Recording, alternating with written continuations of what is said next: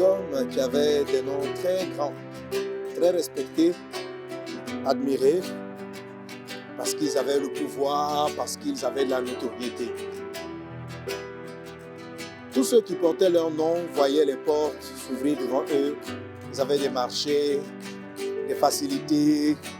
Ils étaient reçus avec gloire, avec honneur. Et lorsque ces personnes ont perdu le pouvoir ou ce qui leur donnait un grand nom, et souvent leurs noms même sont devenus des objets de rejet. J'ai vu ceux qui portaient ces noms-là avoir honte de ce nom, vouloir le cacher, parce que t'exposer avec ce nom, au lieu de t'ouvrir les portes, allait te fermer les portes. Mais moi, je connais un nom. Le nom avec lequel tu dois te faire appeler. Le nom qui ne passe jamais. Le nom qui ne faiblit jamais. Le nom qui est toujours élevé.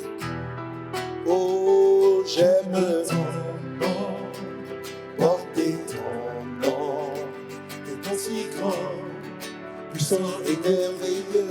Et je veux ton nom, rien que ton nom, ma source de vie, toi qui bouges le ciel. Oh, j'aime ton nom, porter ton, je veux porter ton nom. Quel nom si grand, puissant et glorieux. Je veux ton nom, rien que ton nom, ma source de vie, c'est toi qui bouges le ciel. Jésus, tout le monde, Jésus, c'est le glorieux nom de Jésus, le nom merveilleux. Le nom qui ouvre le ciel, Jésus, qui guérit les malades, Jésus, qui change les vies. Jésus, je veux porter ton nom, Jésus, marcher en ton nom, Jésus, agir en ton nom, au nom de Jésus-Christ. Tout le monde, le nom de Jésus, Jésus, Jésus, Jésus. Invoque le nom de Jésus, célèbre le nom de Jésus, ce nom si grand, ouvre le ciel. Jésus, Jésus, Jésus, Jésus, alléluia.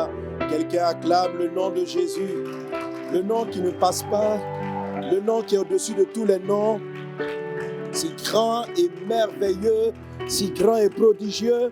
J'aime ton nom, porter ton nom. Quel nom si grand, puissant et glorieux. Je veux ton nom, je veux rien que ton nom, ma source de vie.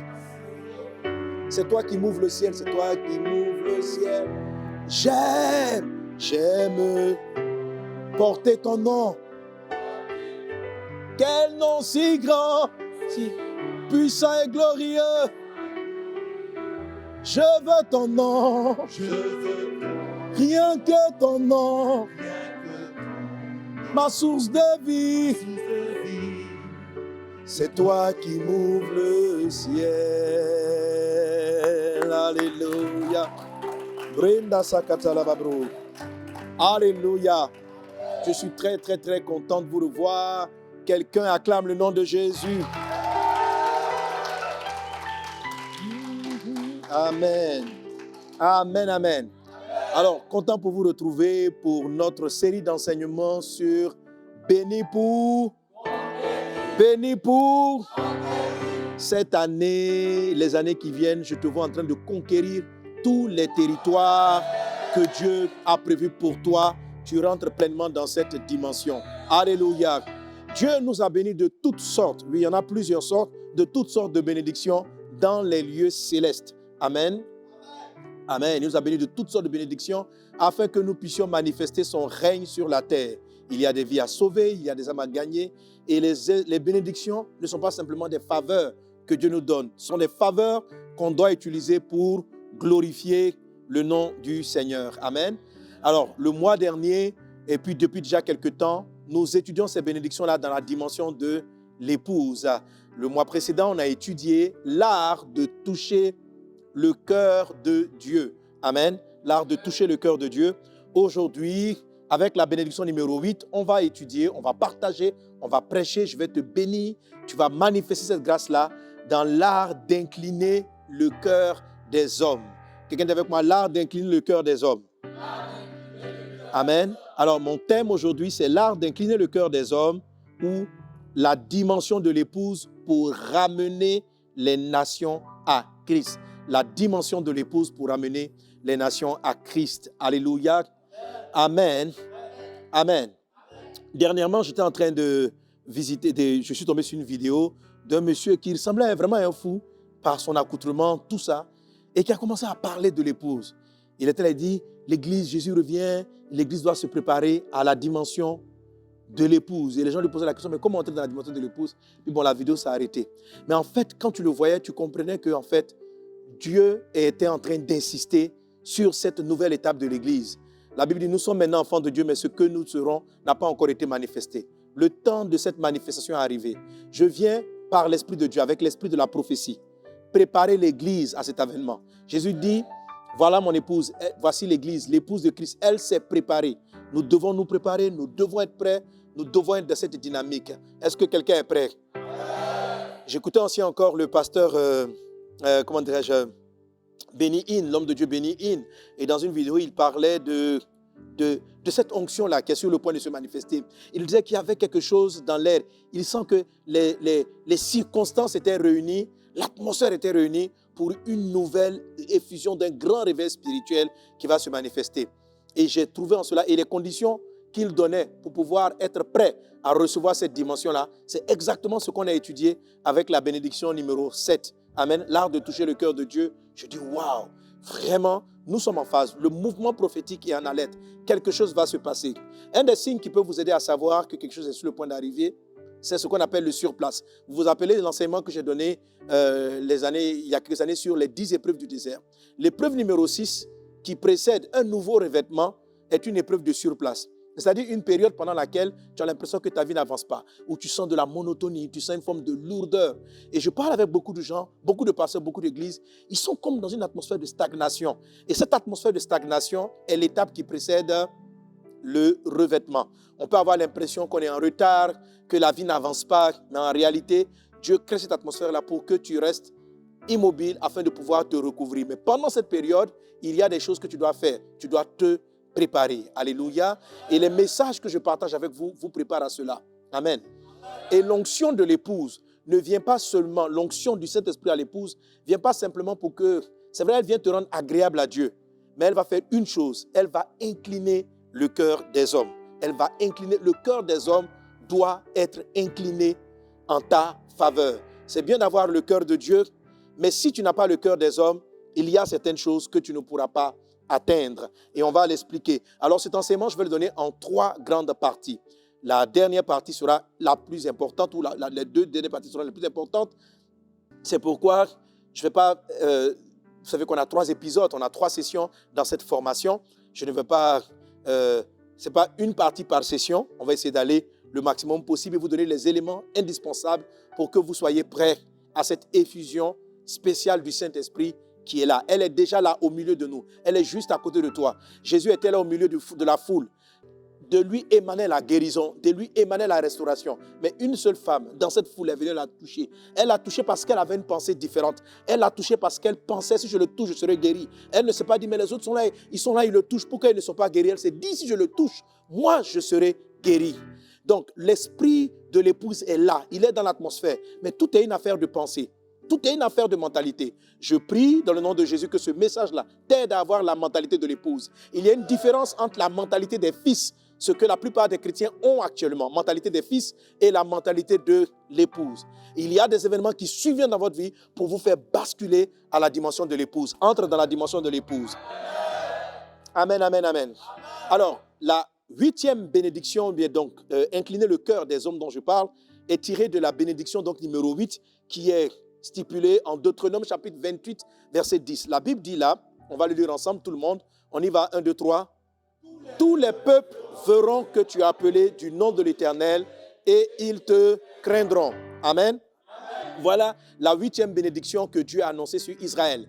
Elle est en mode futur, mais pour nous qui sommes en Christ, c'est une chose actuelle parce que la Bible nous dit que nous sommes bénis de toutes sortes de bénédictions. Pas nous serons, nous les avons déjà. Donc, tu as en toi une bénédiction qui fait que tous les peuples, pas simplement ton pays, pas simplement ton village, pas simplement ton quartier, mais tous les peuples vont voir que le nom de l'Éternel est invoqué sur toi et ils vont te craindre. Le mot craindre ici, c'est le mot grec yare. Quelqu'un est avec moi, yare. Quelqu'un est avec moi, yare. Le mot yare, ça veut dire ils vont te respecter. Le mot yare, ça veut dire ils vont respecter ce que tu transportes. Le mot yare, ça veut dire ils vont se disposer pour toi. Que les hommes te yarent, quelque chose au nom de Jésus-Christ de Nazareth. Tu dois être yaré, on doit te yaréiser. Prends ce que tu veux. Amen, amen, amen. Voilà, donc les gens vont te yarer. Le mot yarer, ce n'est pas une peur dans le sens que tu les effraies puis ils s'enfuient. Non, c'est une peur, c'est une crainte, c'est un respect. C'est-à-dire qu'ils vont te respecter. Mais face à tes ennemis, ça crée l'effroi. Le mot yarer est puissant. Quand sont tes ennemis, ils sont traumatisés à entendre ton nom. Et ils te respectent parce qu'ils sont traumatisés. Jésus traumatisait les démons. Alléluia. Les gens possédés vont être traumatisés par toi. Quand ils vont te voir, ils vont balbutier. L'onction de Dieu fait ça. Et l'onction de l'épouse va créer cela. Amen. Les gens vont te respecter. Ils te seront favorables. Yahweh veut dire les cœurs seront à ta disposition. Les gens vont se disposer. Ils vont se favoriser la voie, t'ouvrir des portes. C'est quelque chose vraiment de très, très, très important. Amen. Alors, je dis, je vais l'aborder en 3 parties. La première partie, c'est pourquoi est-ce que tu as besoin que le cœur des hommes soit incliné en ta faveur. La partie numéro 2, c'est comment est-ce que cela va se faire. Alléluia. Et la troisième partie qui sera la plus importante, on va parler, amen, de comment manifester cette bénédiction-là à la dimension de l'épouse. Comment manifester cette bénédiction à la dimension de l'épouse. Amen. Donc, dans un temps, il est important de savoir que c'est important que le cœur des hommes s'incline, que les hommes te craignent. C'est important. Vous savez, souvent j'entends des chrétiens dire « Oh, moi, le plus important, c'est de plaire à Dieu, c'est de toucher le cœur de Dieu. Si Dieu est d'accord avec moi, tout va bien. » Et ils ne tiennent pas compte de la réalité des personnes qui sont autour d'eux. Ils n'en tiennent pas compte. Vous savez, j'ai appris cela pendant les croisades, que c'est important d'incliner le cœur des hommes. Dieu nous a dit d'aller évangéliser toute la Côte d'Ivoire. Et en 2002, on devait aller évangéliser dans la ville de Touba. Et avant qu'on y arrive, quelqu'un nous a prévenu que, étant donné que c'est une zone très islamique, en tout cas à l'époque, à plus de 90%, près de 98 ou 19% musulmane, on m'a informé que la population s'apprêtait à attaquer et à détruire notre matériel, à nous agresser si nous arrivions à Touba. Et j'ai commencé à prier, mais je sentais que l'Esprit du Seigneur voulait que j'aille. Alors j'ai pris le temps de l'invoquer, et là Dieu va me donner la sagesse de la gestion des cœurs. Il dit, quand tu vas partir, va saluer l'imam principal. Vous savez, on avait déjà les autorisations du préfet, du maire, en fait, les autorisations administratives.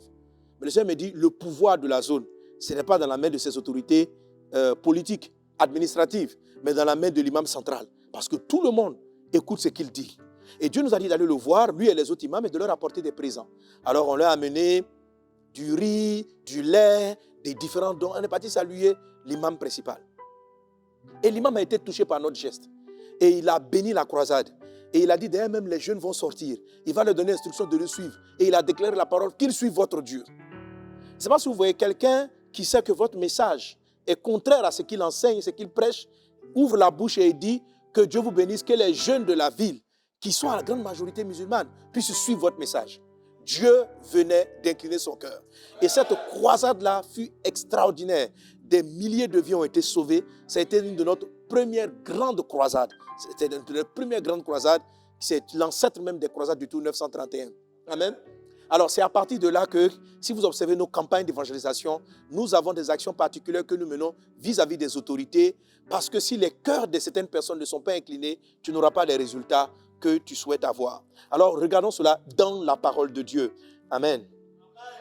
En Deutéronome chapitre 2, versets 4 à 5, la Bible nous raconte l'histoire d'Israël qui partait vers Canaan. Et Dieu leur dit ceci. Je reprends Deutéronome 2, versets 4 à 5. Dieu nous dit que Dieu donna cet ordre au peuple. Vous allez passer à la frontière de vos frères, les enfants d'Ésaü qui habitent en Séir.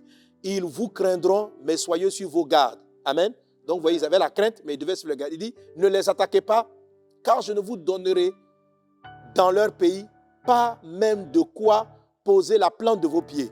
J'ai donné la montagne de Séir en propriété à Ésaü. Et on continue.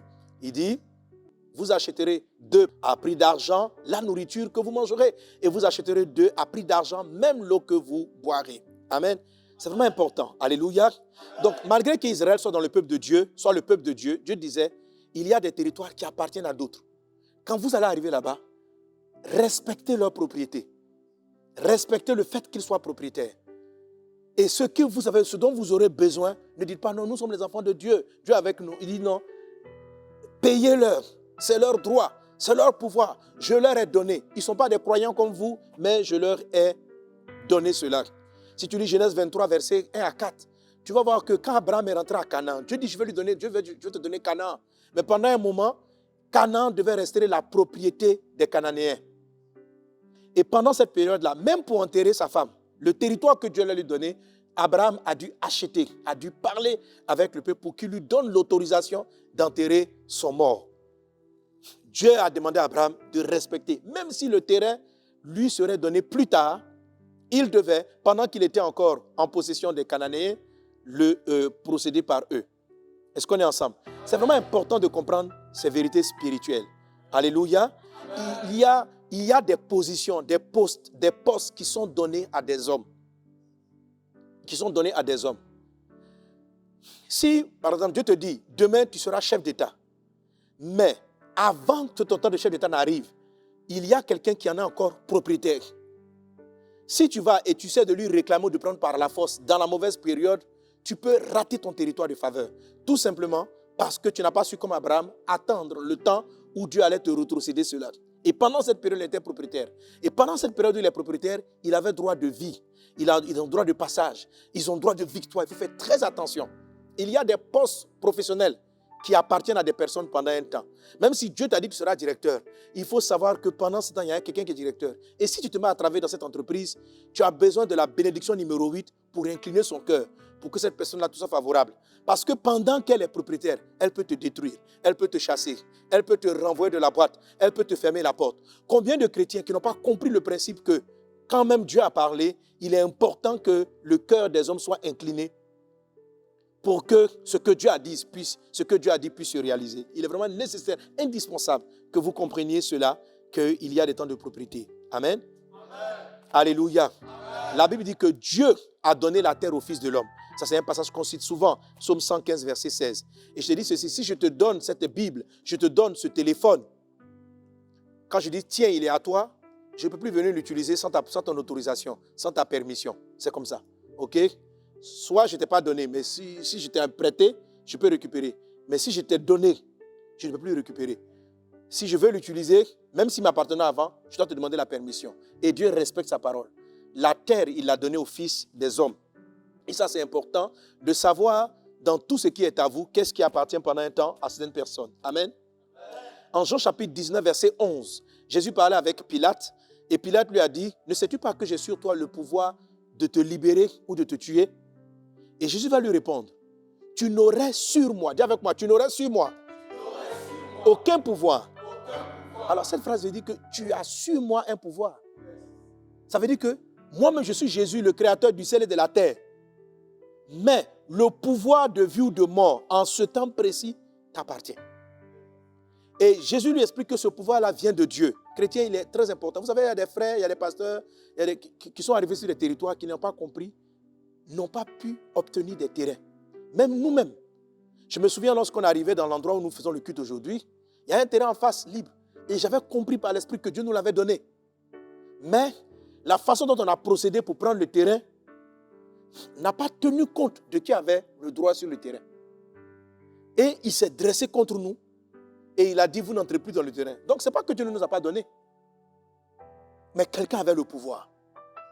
Tu vois, il aurait fallu en ce moment-là que je fasse intervenir la 8e bénédiction pour que son cœur soit incliné et qu'il nous laisse l'accès à ces terrains. Parce que pendant l'interprétation, sûrement que dans la suite des temps, la chose va nous revenir. Mais d'ici là, ça peut tarder tant que la personne a le droit sur le territoire. Donc, il faut faire vraiment, vraiment attention.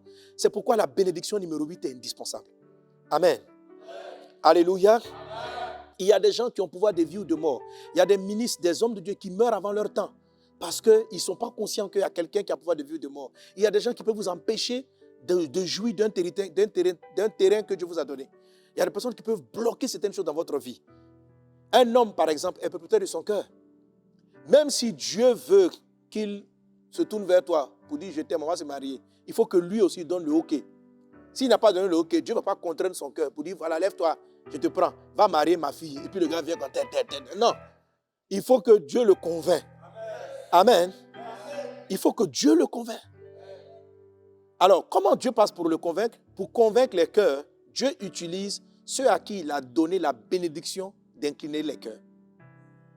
C'est pourquoi vous devez laisser cette faveur-là se manifester. Et on va expliquer comment ça fonctionne. Pour que Dieu passe par toi, pour aller toucher le cœur de ceux qui détiennent. Donc, c'est une bénédiction qui est indispensable, même pour incliner le cœur de la personne que Dieu vous a dit que vous allez épouser. C'est une bénédiction qui est indispensable pour incliner le cœur des personnes qui sont censées vous ouvrir des portes. Pour entrer dans un pays, ce n'est pas parce que quand tu jeûnes, tu pries. Dieu dit, je veux que tu t'installes en Italie, je veux que tu t'installes aux États-Unis. Mais l'accès aux États-Unis, là, il a donné le pouvoir à un consul qui a le pouvoir de signer, de dire oui ou de dire non. Donc Dieu peut vouloir que tu partes. Mais si la bénédiction numéro 8 n'a pas incliné le cœur de cet homme, tu ne partiras pas. Alléluia. Amen. Que ta bénédiction numéro 8 soit manifestée dans le nom de Jésus. La même bénédiction numéro 8 est ce qui permet de convaincre les cœurs de justice, d'amener les gens à craindre Dieu. Parce que le cœur d'une personne lui appartient. Donc tu peux lui expliquer par A plus B que Jésus est le chemin, la vérité et la vie. Mais si elle n'est pas disposée, si son cœur n'est pas incliné, elle ne se prosternera pas devant Jésus. C'est pourquoi la bénédiction numéro 8 est aussi la bénédiction de l'évangélisation. C'est cette bénédiction-là qui nous permet de gagner des âmes. Alléluia. Il y a des pasteurs, il y a des gens que Dieu les a appelés à évangéliser l'Occident. Mais parce qu'ils ne déploient pas la bénédiction de l'épouse, les Occidentaux ne les suivent pas. Leurs cœurs ne sont pas inclinés. Tu parles d'un village. Dieu t'a dit, va prêcher la parole de Dieu. Mais si tu ne manifestes pas ta numéro 8, les cœurs ne vont pas s'incliner à Christ. Que les cœurs s'inclinent dans le nom de Jésus. Alléluia. Donc la bénédiction numéro 8 permet d'incliner les cœurs. La bénédiction numéro 8 n'incline pas simplement les cœurs pour qu'ils soient d'accord avec ce que tu fais. La bénédiction numéro 8 permet à ce que les hommes viennent mettre à ta disposition les richesses qu'ils détiennent. Ça, c'est fort, ça. Alléluia. Dans le livre de Exode, chapitre 3, versets 21 à 23, la Bible dit que Dieu a fait en sorte que les Égyptiens respectent et craignent les Israélites et Moïse. Et à cause de cela, amen, Exode 3, 21 à 23, amen. Donc, à cause de cela, les Égyptiens ont remis les biens, les richesses qu'ils avaient entre les mains des Hébreux. Toi aussi, il y a des trésors qui sont à toi. Il y a des choses, il y a des milliards, des millions qui sont à ta disposition, que Dieu a préparé pour toi. Il y a des fois, tu demandes, oh Seigneur mon Dieu, j'ai besoin de la ressource pour construire ma maison. Mais la ressource là, c'est dans la main de quelqu'un. La ressource ne tombe pas du ciel. Donc, il suffit que cette personne-là, pendant le temps de sa propriété, ou l'argent est dans sa possession, qu'elle dise non, que toi, tu ne peux plus fonctionner. Parce que pendant un temps, elle est propriétaire. Alléluia. Donc, ce que Dieu a fait, il a incliné le cœur des Égyptiens en Exode 3, versets 21 à 23. En Exode chapitre 11, verset 3, il a incliné leur cœur. En Exode chapitre 12, verset 36, Dieu a incliné leur cœur et ils se sont tournés. Amen. Lisons Ésaïe 60, verset 4 à 7. La faveur numéro 8 va même faire sortir des trésors cachés, des trésors enfouis sous la terre. Amen. Ésaïe 60, verset 4 à 7. On lit ensemble, il a dit quoi? Alentour et regarde. Tous, ils s'assemblent. Ils viennent vers toi. Tes fils arrivent de loin et tes fils sont portés sur les bras. Tu tressailleras alors et tu te réjouiras et ton cœur bondira et se dilatera quand les richesses de la mer se tourneront vers toi, quand les trésors des nations viendront à toi. Amen. Je déclare que les trésors des nations viennent à toi. Dieu va faire venir les trésors de des nations dans les temps de l'évangélisation de l'épouse. Oui. Il va incliner le cœur pour qu'on puisse aller prêcher la parole de Dieu dans les endroits où les autorités refusent l'évangélisation. Comment pouvoir aller prêcher la parole de Dieu en Afghanistan, en Mauritanie, si ceux à qui Dieu a donné la Mauritanie sont fermés à l'évangile? Dieu a incliné le cœur des Égyptiens qui pourtant étaient défavorisés par le départ des Israélites. Mais Dieu a incliné leur cœur et il leur a donné de l'argent. Il leur a donné des ressources. Avec l'onction de l'épouse. En fait, cette prophétie-là de Ésaïe 60 fait référence au temps de l'épouse. C'est-à-dire que c'est une puissance qui va convaincre les gens de la terre d'envoyer les ressources. Et cela va se faire. Tu trouves la même chose en Ésaïe 45, verset 3. Il y a un aspect qui m'intéresse en Ésaïe 45, verset 3, c'est la notion du nom. Ésaïe 45, verset 3. Il est dit, je te donnerai des trésors cachés. Que Dieu... Attends, faut pas être précis. Que Dieu te donne des trésors cachés. Trésors cachés, ça veut dire des trésors qu'on n'a jamais vus.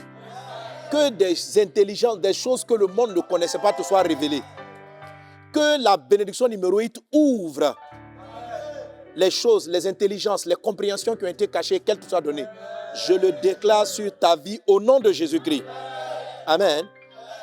Alors, il dit, je te donnerai des trésors cachés, des richesses enfouies, afin que tu saches que je suis l'Éternel qui t'appelle par ton nom, le Dieu d'Israël. Oui, frère, voilà les choses qui vont se passer. Amen. Et ce dont il parle, le moment où l'Église, parce que cette prophétie-là va s'accomplir, toutes les prophéties de Dieu s'accomplissent. Amen. Donc, à un moment donné, tu seras là, les gens vont venir te dire, monsieur, lève-toi, il y a une maison aux États-Unis, les portes te sont ouvertes par ceci, les portes te sont ouvertes par là, viens, et les gens vont nous appeler et vont mettre des moyens pour organiser les croisades, les aides, etc. La dimension de fils ne peut pas relever ce type de faveur-là, mais celle de l'épouse peut le faire. Amen. Oui, dans la dimension de l'épouse, tu peux en jouir. Que le Seigneur t'accorde d'entrer dans cette dimension-là, au nom de Jésus. Mais je veux que tu retiennes en Ésaïe 45, verset 3, la notion de « ils t'appelleront par ton nom », la notion du nom. Quelqu'un dit avec moi le nom. Quelqu'un dit avec moi le nom. Amen. Alléluia. Alors, on va revenir sur le nom, mais la deuxième partie de notre message. Amen. Alors, la question que je posais, c'est comment cela se fera-t-il? Partie numéro 2, comment cela se fera-t-il? Amen. Dans la pratique, comme ce que j'ai expliqué, c'est que les cœurs vont s'incliner. Donc, on a l'inclinaison des cœurs. On a, deuxième chose, ça va se faire par l'élévation à des postes au sommet. C'est-à-dire les richesses des nations, les cœurs vont s'incliner parce que Dieu va t'élever. Les cœurs vont s'incliner parce que Dieu même va les incliner. Et cela va se produire parce qu'il y a une chose qu'on appelle le transfert des richesses va prendre place. Les richesses seront transférées. Qu'il en soit ainsi dans le nom de Jésus. Mais toutes ces choses-là, alors lisons quelques passages, je vais déclarer ces faveurs sur toi. Ok? Genèse 39, verset 21, pour te montrer que ça s'est déjà fait. Genèse 39, 21. Il est dit, l'Éternel fut avec Joseph. Lisons ensemble. L'Éternel fut avec Joseph et il étendit sur lui sa bonté. Il mit en faveur aux yeux du chef de la prison et le chef de la prison plaça sous sa surveillance tous les prisonniers qui étaient dans la prison. Amen. Je vais m'arrêter là. Je veux dire que Dieu était avec Joseph. Il a mis les cœurs en sa faveur. Je déclare dans le nom de Jésus. Dieu est avec toi. Les cœurs te sont favorables. Au nom de Jésus de Nazareth. C'est-à-dire quand tu vas rentrer dans des administrations pour demander des papiers, les gens vont te regarder. Ils vont dire, comprends, mais toi, il doit vite te donner les documents. Quand tu vas aller demander des autorisations, signer des dossiers, à partir de ce message que tu reçois, quelque chose est téléchargé en toi. Tu ne vas plus te battre, ils ne vont plus te faire tourner en rond. Les choses arrivent facilement dans le nom de Jésus-Christ de Nazareth. Même si tu ne sais pas comment procéder, quand tu arrives dans l'endroit, les gens disent, monsieur, mais les gens même vont remplir même les documents pour toi, pour t'aider. Tu vas dire, mais qu'est-ce que j'ai fait? Je n'avais pas d'argent, je n'ai rien eu. Pourquoi ce monsieur-là agit de la sorte? Amen. Dieu va le faire au nom de Jésus. Alléluia. Amen. Dieu va te rendre favorable et cela va se faire parce que Dieu va vous placer au sommet des médecines, au sommet de l'agriculture. Dieu va te placer au sommet. Amen. Genèse 39, verset 4, il est dit, Joseph trouva grâce aux yeux de son maître qu'il employait à son service, l'établit sur sa maison et lui confia tout tout ce qu'il possédait. C'est ça le transfert. Amen. Dieu va t'élever et les gens vont te confier tout ce qu'ils possèdent. Je te regarde, mais je vois il y a des hommes qui ont cumulé des milliards. Quand on te dit, comment quelqu'un a pu cumuler autant d'argent? Il va accumuler tout cet argent-là. Et puis Dieu va te prendre, tu vas aller diriger. Et il va dire, monsieur, je te fais confiance, fais tout ce que tu veux. Alors là, tu m'appelles, tu dis, Papa Sanogo, c'est quoi la prochaine croisade? Tu as dit que tu voyais que dans les croisades, on allait reconstruire des routes, on allait faire des châteaux, on allait faire tout ça. J'envoie les financements là-bas. J'oriente les financements là-bas. Dieu le fait dans le nom de Jésus. Je vois plusieurs parmi vous qui vont diriger des fonds. Et les gens vont dire, mais des fonds de 700 milliards de dollars, des fonds de 1000 milliards de dollars. Et tu seras là sur ces fonds. Et les gens vont te dire, monsieur, là où tu places, nous on est convaincus, fais ce que tu veux. On te dit, bon, voici les placements financiers pour faire prospérer. Mais tellement tu vas leur créer des bénéfices, ils vont te dire, bon, on t'a donné 700 milliards à gérer. Par ton travail, tes placements financiers dans le monde, comme ça avait été confié à Joseph, tu as rapporté à notre entreprise, à notre fonds de placement, 700 milliards de bénéfices de 100%. Alors ils vont te dire, bon, toi là, on met à ta disposition 70 milliards de dollars. Fais-en ce que tu veux. Fais-en ce que tu veux. Et tu vas te retrouver à cette tête. Je prophétise sur quelqu'un, ça va t'arriver. Amen. Et toi, tu vas comprendre que Dieu va te dire, je t'ai amené ici. Je t'ai dit que j'allais prendre les richesses des nations. J'allais les mettre à ta disposition. Maintenant, soutiens le royaume de Dieu. Construis des églises. Construis des temples. Prends en charge les missionnaires. Ces choses-là arrivent dans le nom de Jésus. Je vois cela arriver dans le nom de Jésus. Genèse 41, verset 39. Et Pharaon dit à Joseph, puisque Dieu t'a fait connaître toutes ces choses, il n'y a personne qui soit aussi intelligent et sage que toi.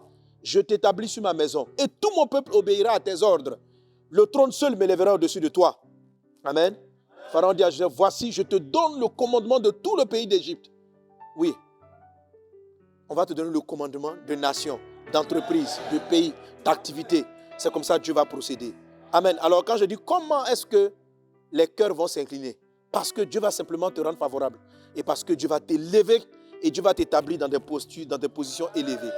Et parce qu'il va te transférer, il mettra à ta disposition des transferts de richesses. Il en est ainsi dans le nom de Jésus. Amen. Alors, toutes ces choses-là arrivent par l'expression du mot Yari. Dis avec moi Yari. C'est parce qu'ils vont te craindre. Tout ce qu'on a dit sur Joseph, sur Daniel, ce sont des choses qui sont déjà arrivées dans l'histoire. Mais c'est arrivé à des personnes comme cela, prises un peu sur le volet, une à une. Des personnes. Mais ce qui va se passer dans les temps de la fin, ça sera massif. Dieu va envoyer son esprit. Ce n'est pas une affaire de mérite, c'est une affaire de la dimension de l'épouse. Il va envoyer et ça va se produire comme ça. Amen. Alors, comment cela va se faire? Cela va se faire, la clé se trouve dans le verset même. On reprend le verset de la bénédiction. Le verset de la bénédiction, il dit ceci. On va lire ensemble. 1, 2, 3. Tous les peuples que tu es appelés du nom de l'Éternel, et ils te craindront. Amen. Alors, ces craintes-là, c'est Yaré. Alors, pour qu'ils te yaressent, ou bien pour qu'ils te yaré, qu'est-ce qu'ils vont voir? Tous les peuples verront quoi? Que tu es appelé du nom de l'Éternel. Donc, ce qui va yaréiser les cœurs, ce n'est pas parce que tu es beau. Amen. Ce n'est pas parce que tu es une belle femme. Mais ils vont le faire parce que tu es appelé du nom de... Parce que tu es appelé du nom de... Amen. Alors, dans le dévotionnel, j'en parle. Je vais lire un peu le jour numéro 5. Il y a une histoire que j'appelle Aline Bluffeuse. Dis avec moi, Aline Bluffeuse. Il y avait dans mon quartier de jeunesse une jeune fille du nom d'Aline, nom que j'ai changé, qui était très belle. Sa beauté lui attirait la sympathie des hommes. Il me semble qu'elle fut élue Miss de la ville. Sa notoriété allait en grandissant. Elle avait accès aux autorités de la ville. Les portes lui étaient grandes ouvertes. Dès lors, sa démarche, ses fréquentations, ses amis, son apparence changeait. Nous l'appelions Aline Bluffeuse. Avant d'être dans le quartier, Aline était relaxe comme nous. Mais les filles étaient belles. Donc quand elle a gagné le concours, nous on était les petits quoi. Voilà. On est de la même génération. Aline ne nous calculait plus. Et puis elle tomba malade. Au point où son corps, son visage se déforma. Elle perdit toute sa beauté. Sa beauté partit, elle tomba dans l'oubli de la ville. C'est-à-dire, on l'a oublié en même temps. Comme Aline, plusieurs obtiennent la faveur des hommes par leur beauté, leur argent ou leur position sociale. Et comme Aline, à la perte de ses atouts, les portes se referment. La bénédiction numéro 8 n'a rien à voir avec ce type de faveur. Vous voyez? Vous savez, vous pouvez avoir la faveur des hommes parce qu'aujourd'hui, on dit, vous êtes là. Si on dit, il y a un monsieur qu'on appelle Aliko Dangote qui arrive. Les portes lui seront ouvertes. Si on vient, on dit, à l'époque, Trump arrive, les portes allaient être ouvertes. Aujourd'hui, aux États-Unis, en tout cas, beaucoup de personnes ne l'apprécient pas. Si tu dis Trump, même, il y en a qui peuvent te chasser. Vous voyez? Donc, tu peux avoir les faveurs des hommes parce que tu es un homme politique puissant. Tu peux avoir les faveurs des hommes parce que tu as une grande beauté physique. Tu peux avoir les faveurs des hommes parce que tu as beaucoup d'argent. Ça, c'est le cas de Aline. Ça, c'est les Aline. Là. La bénédiction numéro 8 n'a rien... Bon, Aline bluffée, ce n'est pas toute la Aline. Ma soeur Aline, ma fille Aline, tu es bénie au nom de Jésus. Tu n'es pas Aline bluffée. Alors, tu obtiendras la faveur des hommes parce qu'ils vont te yarer. Ce mot hébreu, traduit par crainte, en Deutéronome 28, verset 10, signifie aussi respect, considération. Amen. Et puis bon, après il y a une partie dont j'ai parlé tantôt tout à l'heure. Alors, il est dit, parce que tu es appelé du nom de l'Éternel. Je donne ça. Mélania Trump est considérée, non pas parce qu'elle est Mélania, mais parce que le nom Trump est attaché à elle. Ta beauté, ton argent, ton poste peuvent disparaître, mais ton nom de famille reste. En plus, le nom qui est invoqué sur toi, ce n'est pas le nom d'un simple homme qui ne ferait aucun démon. C'est-à-dire si tu t'appelles Trump, tu t'appelles Ouattara, tu t'appelles Gbagbo, tu t'appelles... ça ne ferait pas les démons. Mais le nom de Jésus, lui, il fait fléchir les démons. Il fait fléchir les hommes. Alléluia. Amen. Donc, ce qui donne du pouvoir à cette bénédiction, c'est le nom auquel tu es appelé. La Bible dit, les nations verront que tu es appelé du nom de l'Éternel et ils te craindront. Amen. Amen, amen, amen. Alléluia. Alors, on va répondre au jour numéro 7. Il y a cette question-là que j'ai posée. Il est dit, la différence entre qui connais-tu, ou bien qui connais-tu versus ou bien opposé à que connais-tu. Entre, je vous pose la question, entre qui tu connais et puis ce que tu connais, qu'est-ce qui a plus de puissance? Je dis, entre ce que tu connais et puis qui tu connais, qui est plus puissant? Je reprends. Entre ce que tu connais et puis qui tu connais, qui est puissant? C'est qui tu connais. C'est pas ce que tu connais. Si tu connais les mathématiques, c'est puissant, non? Maintenant, qui tu connais? Si tu connais le président, qui est plus puissant? C'est comment? C'est qui tu connais. Alléluia. Amen. Amen. J'ai vu des frères qui sont partis aux États-Unis, ils ont eu de grands diplômes. Après, ils sont venus chercher du travail. Ça, c'est ce qu'ils connaissaient. Les portes leur étaient fermées. Un gars qui avait un diplôme moins, il est arrivé, les gens qu'il connaissait, ils ont facilité. Donc, qui tu connais est plus puissant que ce que tu connais. Mais ce que tu connais te permet de rester au pouvoir. Amen. Donc, ce que tu connais aussi est important. Donc, ça, j'en parle ici. Alléluia. Alléluia. Que Dieu t'accorde. Et toi, tu connais le plus grand nom. Que Dieu t'accorde cette faveur. Que Dieu t'accorde cette faveur. Alléluia. Amen. La révélation, le qui tu connais, la révélation du nom engendre en toi l'amour divin. Jean 17, 26. Je leur ai fait connaître ton nom et je leur ferai connaître afin que l'amour dont tu m'as aimé soit en eux et que je sois en eux. Amen. Bon, bref, je t'invite vraiment à lire ça. Ce dévotionnel est trop puissant. Il est trop fort. Alléluia. Il est trop fort. Alors, on va avoir des points tout à l'heure à la partie d'après. Amen. Alors, on va toucher maintenant concrètement à la troisième partie. Il dit, tout le monde va t'appeler du nom de Il dit, parce que tu es appelé du nom de l'Éternel, qui est Jésus, les gens vont te craindre. Alors, comment je vais développer au prochain épisode? Je suis dans la dimension de l'épouse. Moi, je m'appelle Sanogo Mohamed. Qui est appelé de mon nom? Mes enfants sont appelés de mon nom Sanogo. Ma femme aussi est appelée de mon nom. Amen. Souvent, des personnes, lorsqu'ils voient mes enfants, on dit, oh, c'est l'enfant du pasteur Sanogo. Ça lui fait des facilités. Les gens lui ouvrent des portes. Quand on voit ma femme aussi, ah, c'est l'épouse du pasteur Sanogo. Parce qu'elle a appelé de mon nom, ça lui ouvre des portes. Mais entre le fils et l'épouse, à qui le nom ouvre plus de portes? À qui? Oui. Le nom de l'épouse, le nom. Parce que tu peux être appelé parce que tu es fils de Dieu et tu peux être appelé parce que tu es épouse d'eux. Dans les deux cas, tu as le nom de Jésus. Mais si tu as le nom de Jésus en tant que fils de Dieu et si tu as le nom de Jésus en tant qu'épouse de Christ, ça fait une grande différence. Tu n'as pas les mêmes résultats dans ta vie. Les portes c'est pas pareil. Le nom en tant qu'épouse ouvre beaucoup plus de portes. Et c'est ce qu'on va voir dans l'épisode d'après, dans l'épisode suivant. Alléluia. Donc, vous pouvez utiliser le nom de Jésus en tant que des fils de Dieu, comme vous pouvez utiliser le nom de Jésus en tant qu'épouse de Christ, et ça fait la grande différence. Mon message, c'est de vous montrer comment le nom de Jésus en tant qu'épouse de Christ va incliner les cœurs, va faire venir vers vous les richesses des nations, va vous permettre d'ouvrir les portes pour prêcher la parole de Dieu et de faire en sorte que tous les peuples et toutes les nations entendent parler de Jésus et s'inclinent vers Jésus. Que Dieu te bénisse abondamment. On se retrouve à l'épisode d'après. Soyez bénis. Quelqu'un donne un bon Amen. 2022, bénir pour conquérir. Alléluia. À la conquête des âmes. Tu es membre de Vase d'honneur. En 2022, emmène une âme à Christ, encadre-la et fais-en un disciple. Tu es boss à Vase d'honneur. Emmène 2 âmes à Christ, fais-en des disciples, des boss. Challenge 2022, bénir pour conquérir, c'est maintenant.